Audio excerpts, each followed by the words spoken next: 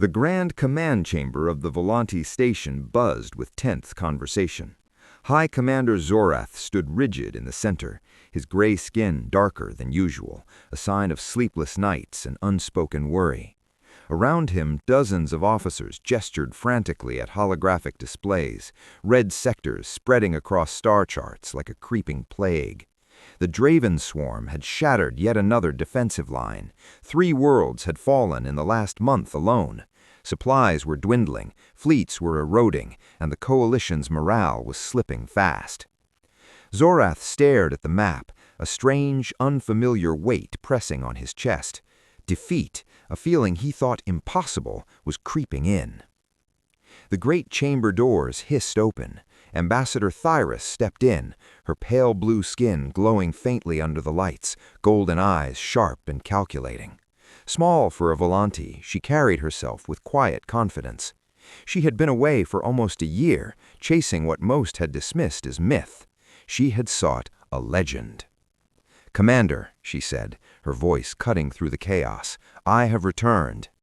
Zorath turned, a mix of skepticism and hope in his gaze. "Ambassador, I trust your search for fairy tales yielded results?" The room fell silent. Ancient records spoke of a species from a distant, dangerous world called Earth, a planet where survival was a daily battle, gravity crushed, air poisoned, predators hunted relentlessly, and only the strongest endured. Legends whispered of humans who could endure wounds that would kill any other species, who could run tirelessly, who felt pain but never surrendered, and who could form bonds even with those who opposed them.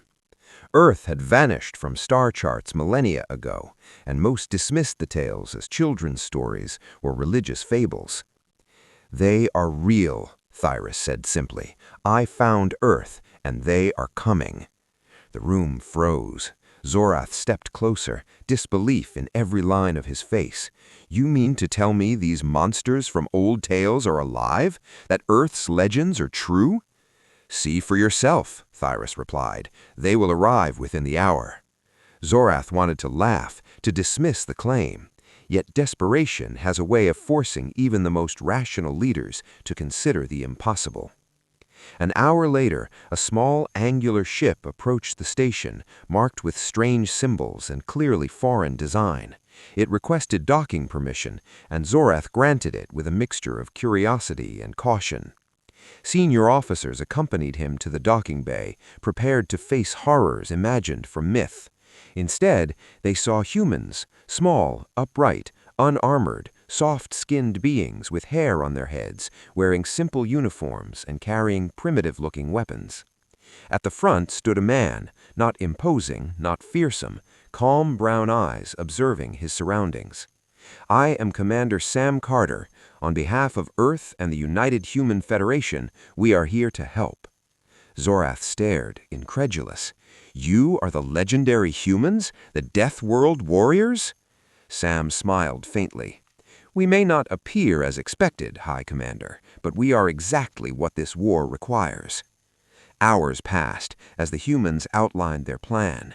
They had observed the war, knew the coalition's losses, and offered soldiers, tactics, and technology in exchange for trade, star charts, and recognition in galactic society.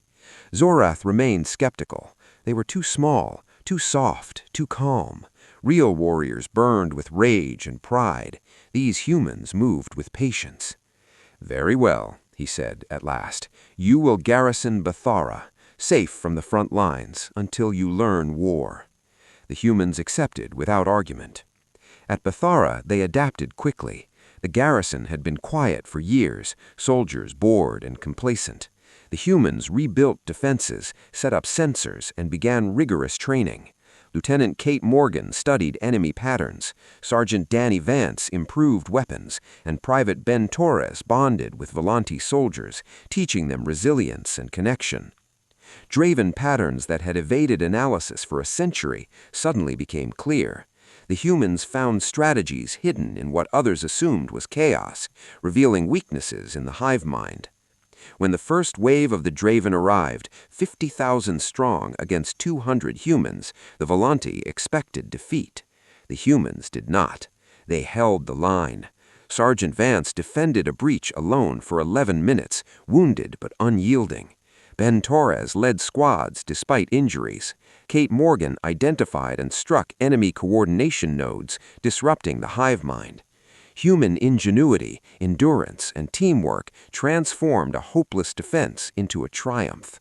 For 3 days, waves crashed against the walls. Humans and Volante held, refusing to retreat. With each attack, the swarm faltered under precise strikes and tactical genius. Humans showed fear but did not yield, inspiring allies and breaking the enemy. Eventually, reinforcements arrived, but the humans had already held the line, turning defenders into attackers. The Draven retreated, the first time anyone could remember. Months passed, and humans became legends. They reclaimed worlds, strengthened coalitions, and shattered myths. Sam Carter rose through ranks not by politics, but by results. Every battle they faced, they endured. Every enemy they overcame. The final battle came at the Draven homeworld. Thousands of ships, unimaginable forces, a hive mind in its last desperate stand. Humans led the assault. Kate Morgan breached the central hive, sacrificing herself to plant explosives that severed the connection of the entire swarm. The Draven fell, broken and leaderless. The war was over. Commander Sam Carter walked among the ruins, exhausted but resolute.